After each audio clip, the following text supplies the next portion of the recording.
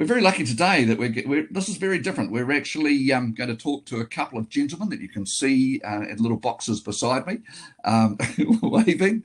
They are from New Zealand Autotraps, and it's Kevin Bain, who's on my right, no, my left, waving, and also Haydn Steel. Hello, boys. Nice to have you on our webinar. Take us through the presentation, I'll just click across to it, of the trap that we're talking about and how you got to where you are today. It's all yours. Great. So, this slide here is a picture of our AT220. It's actually an older version and one that we have in our property at Coromandel. And this is a fresh catch from yesterday. So it was a possum that we caught yesterday morning. I was looking for a photo, went down to check the trap, and there it was. So going back 6 months, we were working in a small storage unit in Hamilton. It was a Guardian storage unit where people keep their furniture and stuff like that. Earlier, Kevin had started from his garage, and then they moved to a storage unit at Guardian, and then they really upgraded. They got a double unit, so things were pretty exciting. As I said, I started with the guys April last year. I've been across what's been happening with the trap, as George had one of their prototypes down in the bush just below me. So I was always pretty interested and always quizzing and seeing what was going on. And then George rang to say they needed some help, and I was looking for something to do. So, wandered down and ended up becoming part of the team. So 3 of us working in a small space that was pretty hard work. You can see the bench that the guys are standing at now. We did all our work there. We had our smoker there. We had our lunch there. Had afternoon tea there. So it was pretty basic beginnings really. So we really struggled with production. We were making sort of 80 to 100 units per month. The phone kept ringing. We kept selling more, and was mainly word of mouth, as we hadn't done really any advertising or marketing or anything. So that was pretty exciting that we kept getting orders, even though we weren't really pushing it. So really it got to the stage where something had to change if we were going to up production and meet our sales targets. We needed to get out of the unit. So Kevin and George applied for a predator-free grant. There's a products to projects grant, which is backed by the National Provincial Growth Fund, and found out in October that they were successful in receiving the grant. So kind of things got pretty exciting, and then on to the next stage. So today we fast forward, and as Kevin said, we're now instead of sitting in our factory manufacturing, we're sitting at home trying to do it on our computers. So how the world's changed.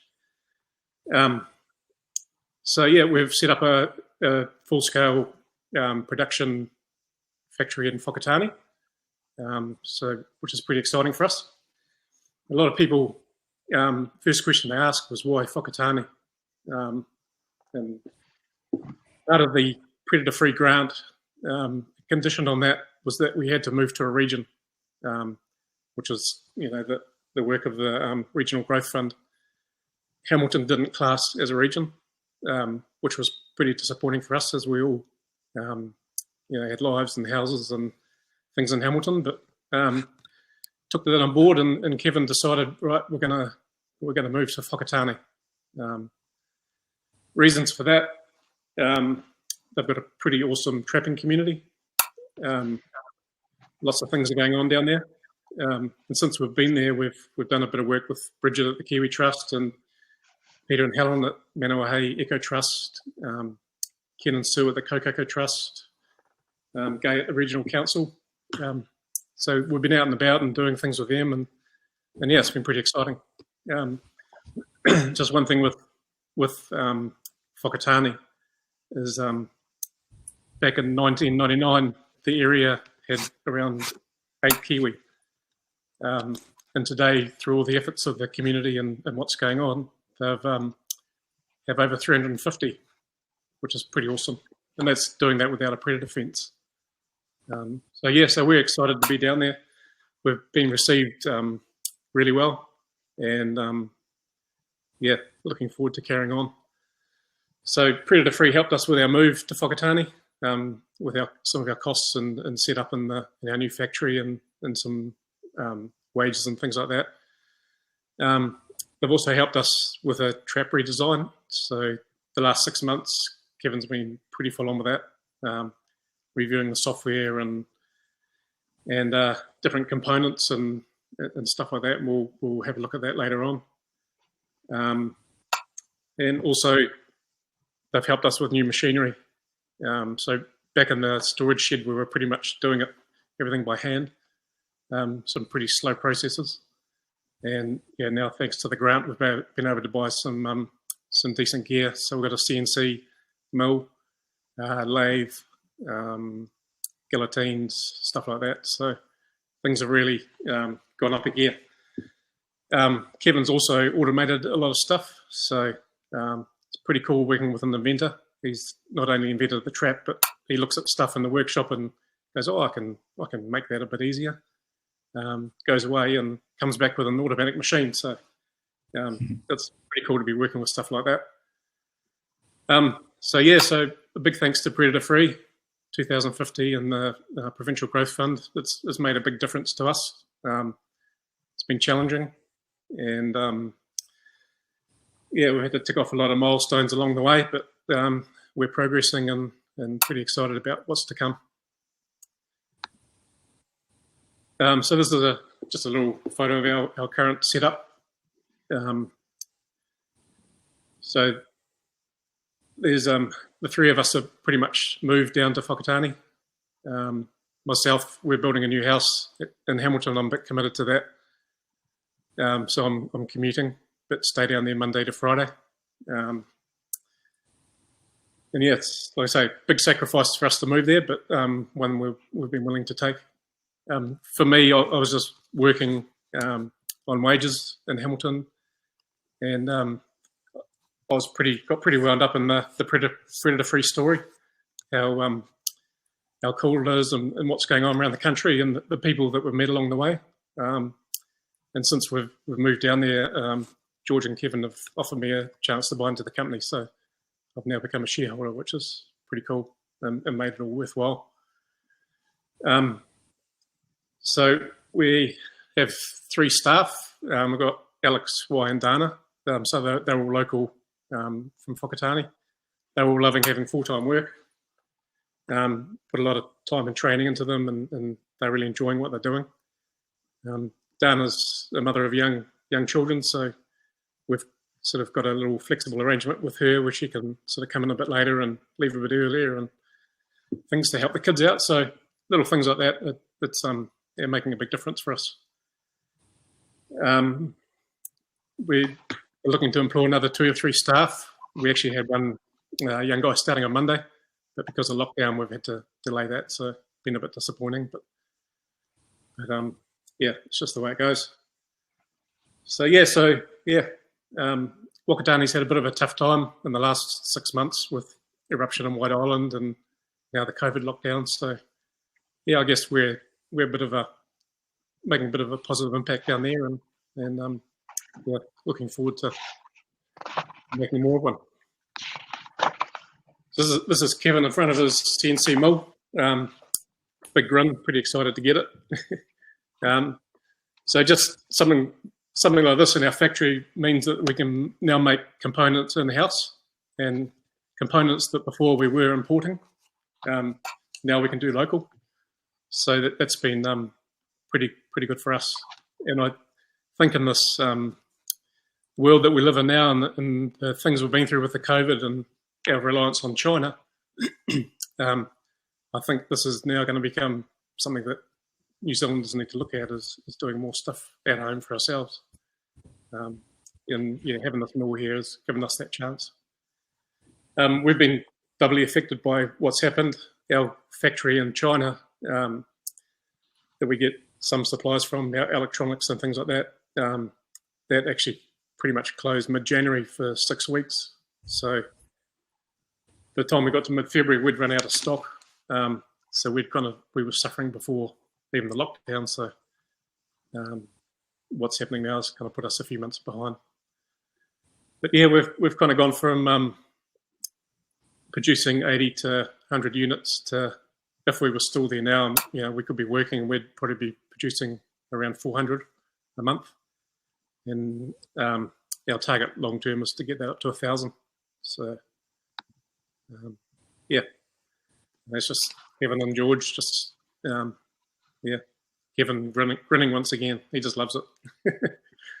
So no, we're a good little team, and we all got our different skills, and it's all coming together. And yeah, just one thing though, our phone rings continuously for people ordering stuff, and also people giving feedback on the traps. And one thing that's really awesome is Kevin's willingness to take on that feedback and try and fix things where we can, or change things, or whatever. So that's that's awesome to be working with someone like that. And yeah, if something needs to be changed, or we find a way of doing it quicker, then yeah, we in a pretty good position where we can implement that pretty much straight away. So yeah, things happen pretty quick. So yeah, we just got a little video here. This was done by Predator Free when the grant came through. This is our AT220 possum trap, rat trap. It's the only possum trap that will catch rats. It's got 2 kill zones in it. We do the rats using a kill bar, quite like the AT220, and the possums are killed in the keyhole. They're triggered with a photo eye. That enables the rat to trigger a possum trap. They don't have to be strong, they just got to trigger the photo eye. The trap is rebaited automatically every day or after every kill. In here we have a liquid bait. We have here, it's like a heavy oil that also drips out onto the ramp which is above it, which acts as a pre-feed. If we don't get them the first night, we'll get them the second night. This is our possum, comes in and it's caught. The trap will reset 100 times and last 6 months. The target is 12 months. With a bit of help from Predator Free, we should achieve 12 months battery life and still do the 100 kills. I like to make things work. I like fixing things. I like making things automatic. I enjoy that. When you hear of the volunteers having to scrape out miles of dead possum that's been hanging in a trap for 4 weeks, they're not very pleasant. These things don't have to do that. This is the battery layout we're proposing in Wakatani. Got it inwards goods and dispatch. We've got a nice big area there for testing. Up to 6 or 8 workstations for assembly staff. Predator Free are helping us in this area here. That'll be CNC equipment, a bit of assembly automation. Storage area, office, smoker room. They do a heck of a lot of conservation up there. Got kiwi come right into the houses.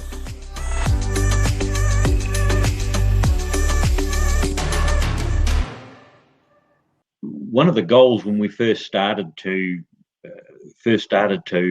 get this creation going, the goal was I wanted a possum trap that could catch rats. We started off with a trapinator, which you see on the website, but I couldn't see how I was going to get a rat in a trapinator reliably. And I also automated a AT220, but that didn't sort of really work either. So we came up with this thing here, which is a combination of a AT200 and I suppose a trapinator, if you want a sense of imagination. So we've got the 2 kill zones. We've got a kill zone, which is the kill bars like a AT200, which deals to the rats, and we've got a keyhole, which deals to the possums. But this also catch a mouse, so we get no bait theft at all. So we're pretty happy with that. A lot of people ask about the bait. Hey, what do you use? It must be good stuff, but I'm not convinced that the bait is actually the only thing that works for us. I think the other part is that the design is quite open, so we don't have possums and rats don't have to go into a little wee hole. Battery pack I've got written down there. It's at the moment we're getting 6 months. We've run out of time, and the last couple of software changes I've done have reduced that battery life a little bit for some of our newer customers, more than the older customers. But predator free will enable us to get that back over 6 months, and the target is 12 months. We're expecting to get 12 months bait, 12 months battery life out of this trap when we get it where we want it. The target at the moment is about 6 months at the moment. We've done Tim from Doc and the NAWAC done a couple of evaluation trials. He quite liked it. He's been a great supporter of us. He's done a couple of comparison trials. I'll just explain to you what a comparison trial is. You have this thing called a control trap, and you have a test trap. In this case, sorry, I'll go back. You space these apart, alternate them in a line. Now the traps are far enough apart so they're not in the home range of each other. A comparison trial is not a trial that asks a possum or a rat to go left or right. It's just will you go in? So the same possum or rat doesn't share the same zone, the test trap and the control trap. In this first trial we did, we needed to use 2 control traps. We used the Doc 200 because that's doing rats, and the raised leg hole trap, which is for possums. These 2 traps are considered I suppose, for want of another word, the industry standard. Our trap, the AT220, does both. So we've got 2 against 1 going on here. The trial was 10 traps of each. So we've got 20 traps in a row and over 10 nights. So they call that 100 trap nights, which is what MPI put forward as the plan. The results were pretty good. The AT220 got 16 rats. The Doc 200 got 19 rats. Now, that was the Doc 200 being reset every day. If the Doc 200 wasn't reset every day, they would have only got 8 rats. Possums, AT220, 7 rats, and the raised leg holds possums, and 6 possums. So what we do there is we say that's comparable. It's only a small trial, but it was enough to raise eyebrows.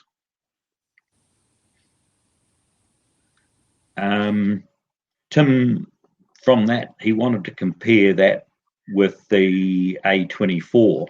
So we dive straight into an A24 trial.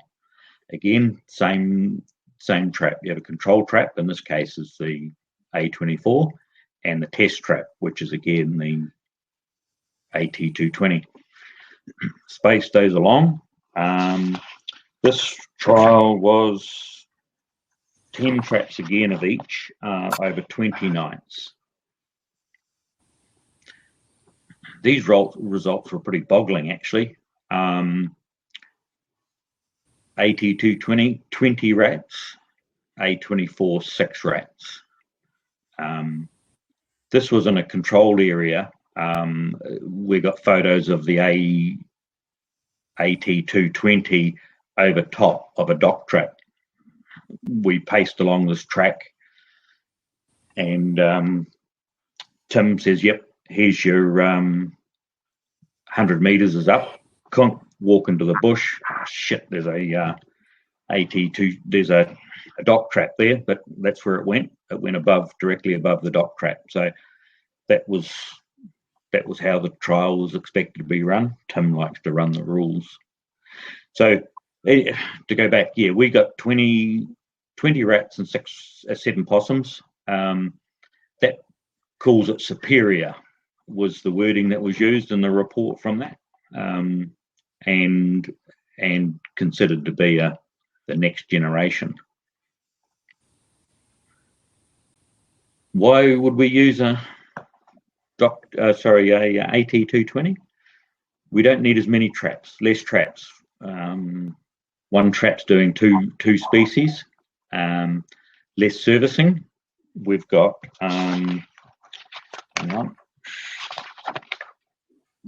6 months servicing versus 4 weeks servicing. Increased coverage. We can increase the coverage now because we're not servicing them as frequently. Less bait theft, lower running cost. The low running cost, that's because the bait's relatively cheap. It's only a liquid bait you go and buy, and the battery's rechargeable. And I think it's not on my screen, but it is NAWAC approved for rats and possums. So we've done the NAWAC testing for both those critters. Part of the predator-free grant was to enable us to redesign the trap. So we did a software review and a design review. So we've got that just about. We just sent all the tooling away the check away for the tooling to get manufactured. So we for the injection molding. So that's all looking pretty good. Here's us. That's why my computer's a bit foggy, is that it sits in a dirty old workshop. And this is what our new model looks like. We've got a 3D printed version of that. The redesign constraints were tied down. We wanted to keep the killing part of the trap the same. That's NAWAC approved. And NAWAC tested. It's testing is more the correct term. It's NAWAC tested. So we didn't want to redo that, but it's also tied in with the interaction, which is almost a bigger part than the NAWAC testing in my mind. You can get something to kill something, but you've got to get it to go in there. We've kept the lower part of the trap. See the white line around there? Below that is the same. Above that, we had a free hand, and we've done a pretty good job of that. So that's what middle of next year, the third quarter of this year, we'll see your traps will come out looking like that. So there we are. That's one of the things I like to say here is that there's no other trap you can buy, manual or automatic, that can generate a photo like that. There's a whole pile of possums under there. That's from Brad. He sent us that photo. But this one on the left has got a couple of rats under it. That's what you can't get with any other trap. So that's us. That's us from Whakatane. So yeah, I suppose that's me. Thanks, Nick. Well done, Kevin and Hayden. Thanks very much. I know that normally this isn't stuff you do all the time, so you've done very well. We'll go into some questions now that we've got. Well, do you feel a lot more relaxed now after presenting? Oh, no. Actually, I feel, heck, we've got to do something better than what we're doing. It's all part of our marketing plan. So we just got to fix that up. Practice. Neither of us are very good public speakers. Oh, you're doing fine. No, these are great. And these webinars are during the lockdown time. So it's just extraordinary times, and good job. So I've got a few questions I'm going to hit you with. But just my question to you first was, you've been at this for a wee while now. If you had all your time over again, would you do it again? I mean, is this pretty easy or pretty hard to actually get to this far down an invention? It's taken a lot more time, effort and struggle than I expected, than George and Hayden expected as well, I'm sure. But no, I'm pretty happy with where it is now. Few rattly spots earlier on. Would I do it again? Yeah, I think so. I've learned a heck of a lot, so we'll probably the next step will be easier. We're getting some nice comments coming through, congratulating you guys on sticking with it, so thank you. Couple of nice questions here, quickies. The battery life. Yep. Now, battery life's been a bit up and down. The earlier ones we were getting up to 6 months, which was our initial target. The ones that have gone out into the field just a bit more recently have got we lost a bit of life out of those, but 6 months. 6 months is what we're saying, and 100 kills. We're doing a software review at the moment, which will enable us to, our target is 12 months. So with the trap that you buy here, although it might only do 6 months now, it'll do 12 months when we give it a software review. So, and the bait bottle's big enough to hold that much, hopefully. That's the target. At the moment, we're saying 6 months, target 12. Here's another one for you from Gareth. He actually wants to know, so the comparison cost between an A24 and your 220.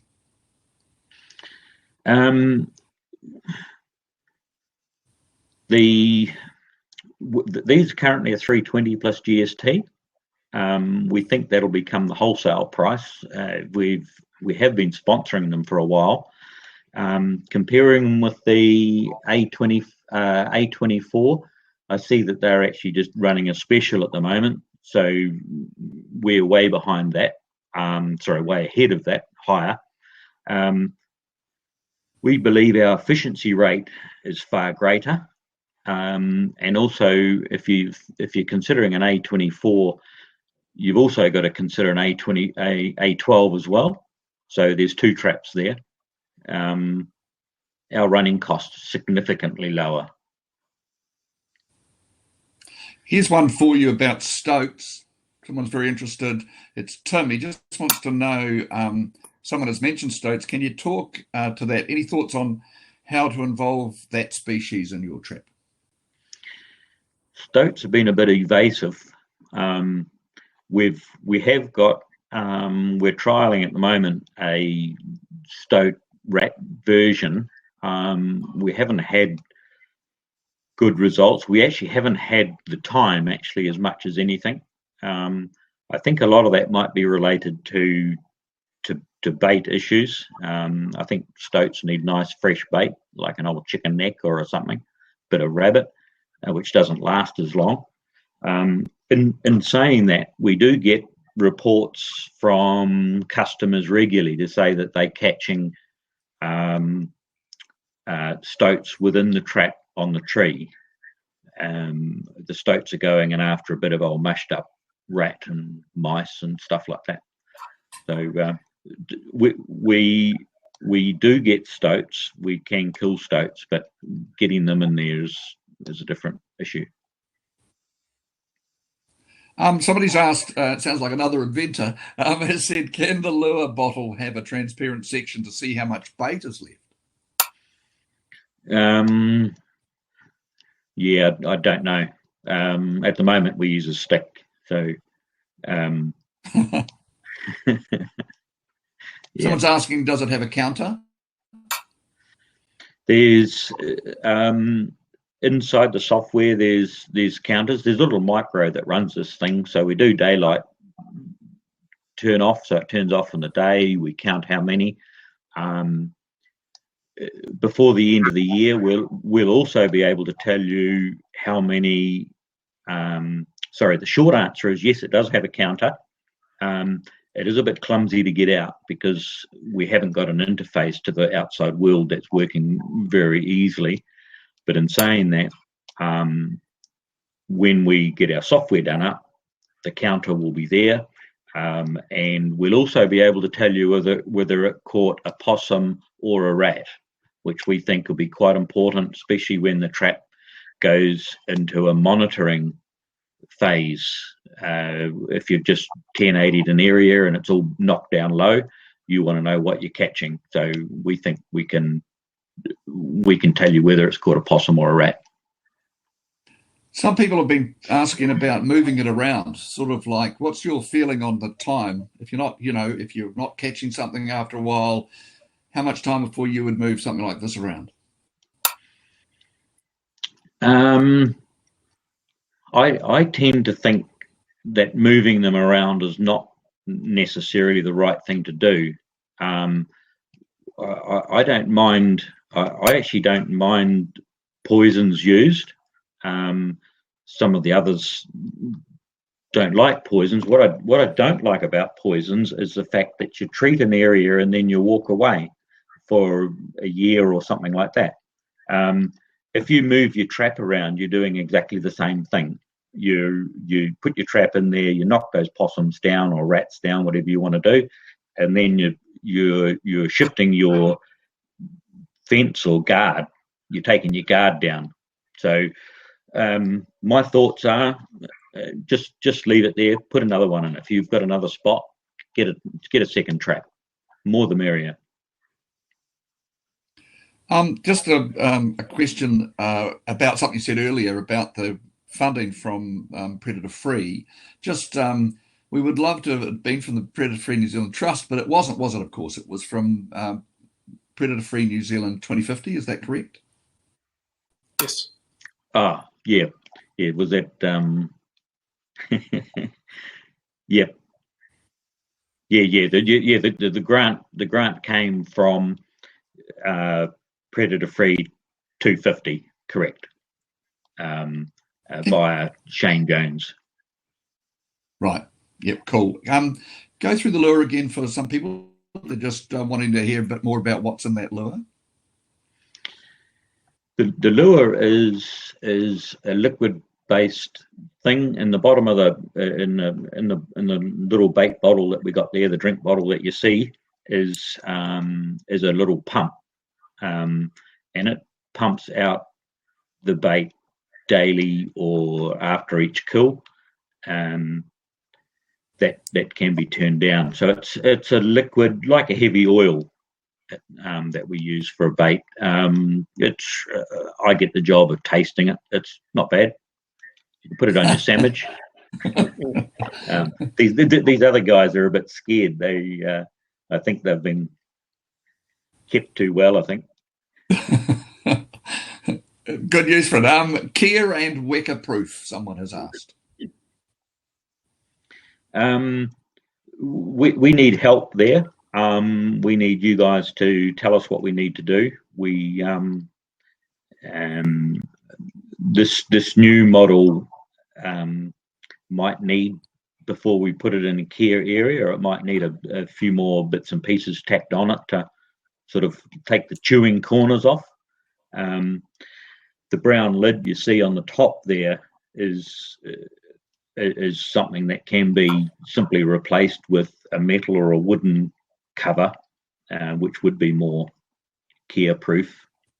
The daylight switch takes care of them being killed during the day and getting caught in the trap, although care do sort of a dusk type critters as well.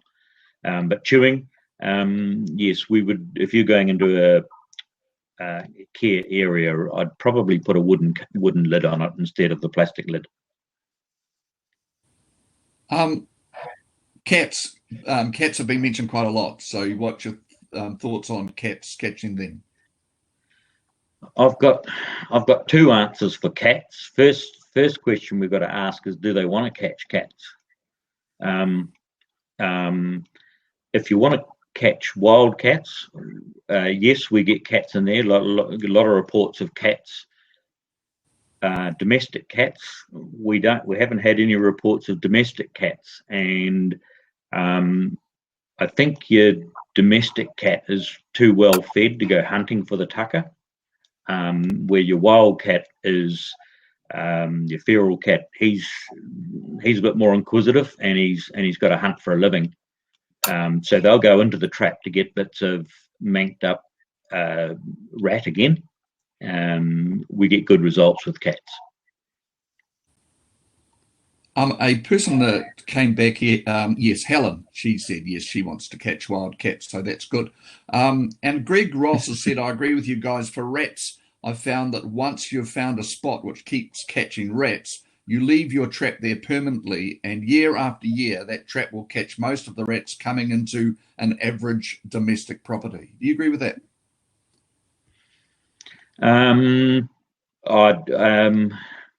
I keep saying it that we're not.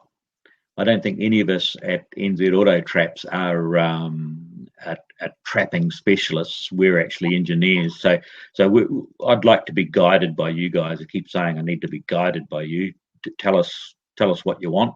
Tell us what you think we should do, and we'll have a look. It's great. Yeah, it's great you're open to people, and I suppose that's the thing. How can they contact you? How can they, if they're using a trap, they've got some ideas, or they're just wanting to know more about that side of it? How can they contact you easiest? We've got the website, although it's old. It has got our contact details on it, which are new. It's got myself and nzautotraps.com. There's a couple of links on there. I'm Kev at nzautotraps.com. George is George at nzautotraps.com. And there's phone numbers there as well. I think I actually haven't looked on the website for a while. I've been too busy doing other things. So, but please appreciate the website's very old, and it hasn't got any of this new stuff on it. We haven't had the time. We've been too busy trying to get out of this hole, but PF220 of helping us with that, so that's cool. And timeline for the new version, when can we expect that to be out for us? It's the third quarter, so after June we're expecting to be producing these. Depending on when we can get back to the factory and things like that. Yeah. So, but unknown. Couple of people have said they think some of the rats caught in the in the traps deterred possums. What do you think? And again, I know it's a trapping question, but what's your thought on that? No, we used to take videos and videos and videos. We don't do that so much now. We haven't got the time and less involved with the field, I suppose. But we've got video of possums pulling the rat out of a trap and going in over the top of a rat. They don't seem to mind each other. That's why we think the bait is also working okay for the possum and the rat, is because they actually share the same environment. They're actually eating the same stuff. They're all mix and mingled. No, I think the rats don't deter the possums. I haven't seen anything to that effect. James has asked, are rats having to climb up the felt strip? Question mark. The felt strip is, we call it a rat ladder. So the rats, if your tree's a bit smooth, the rats will scoot up the rat ladder. But the other thing we use, it gives the possums something to play with just before they exit the world, that is. So yeah, no, we've just put that on there. It seems to work. It's cheap. Something else to keep people happy. Somebody's mentioned the consistency of the bait can be an issue, but just asking how you're progressing with this challenge. Yes, the bait consistency has been a challenge. We've got several options. We keep saying we're getting closer every moment. We think we've got a solution in place now. We've some of the earlier baits that we were using separated and left a hard lump on the bottom of on the bottom of the bottle, and that of course blocked up the pump and blocked up the pipes. It's a real pain in the neck. We're not seeing that now, although we still haven't got the consistency right. But we're getting close. We've got a few food people involved now, rather than amateurs, I suppose. So, good bit of feedback coming from attendees just about the angle of the ramp as being the way to stop weka climbing. Somebody mentioned 60 degrees. Is that correct? That's what we've put the ramp actually for the Kiwi, as opposed to anything. It makes it Kiwi safe by having it at the angle. We'd leave that up to you guys, but yeah, that if it's 60 degrees, the book or the web would probably have to tell you what the best angle to stop a weka from climbing. I'd leave that up to you guys to tell us the answer to that. Yeah, it looks like they are, which is great. And somebody's just been general with the question of birds. So birds in general, somebody came through saying, actually answering it almost on your behalf, saying they've never caught a bird in 2 years, but you have. Birds don't get in there, do they? We have had a couple of customers had a burst at catching small birds, but we found the problem with that. Our daylight switch was saturating. If the trap was left in direct sunlight, the trap is triggered with a photo eye, and it was saturating, and it couldn't work out whether it was daytime or nighttime. That's if the trap was in direct sunlight. But we've fixed that now, so we're hoping that issue is gone. But there's I think we had 2 customers saying that they had a short burst of catching small birds, but hopefully we've fixed that now. That's great. And I think, look, there's one more question. And thank you to everybody sending your questions. If you haven't had your question asked, it's just that I'm looking at the time, and we usually wrap up around about 50 minutes into one of these webinars, and that's coming up now. But so just to leave everyone with a thought, you guys, the use of this trap, who's the perfect person out there that needs this trap? Can you just tell us who that is?